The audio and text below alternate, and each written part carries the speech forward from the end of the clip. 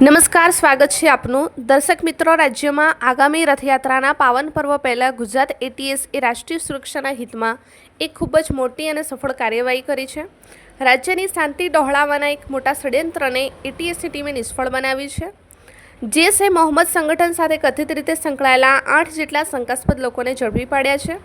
આવો જાણીએ આ ઓપરેશનની અત્યાર સુધીની સૌથી મોટી અપડેટ્સ. દર્શક મિત્રો, આ કેસમાં તપાસનો ધમધમાટ હવે ઉત્તર ગુજરાત તરફ આગળ વધ્યો છે. રિમાન્ડ દરમિયાન વધુ પૂછપરછ અને તપાસ અર્થે એટીએસની ટીમ પાલનપુરના ભાગળ ગામે પહોંચી છે. એટીએસ અગાઉ ઝડપાયેલા શંકાસ્પદો પૈકીના 3 લોકોને પોતાની સાથે ભાગળ ગામે લાવી છે અને ઝીણવટભરી તપાસ હાથ ધરી છે.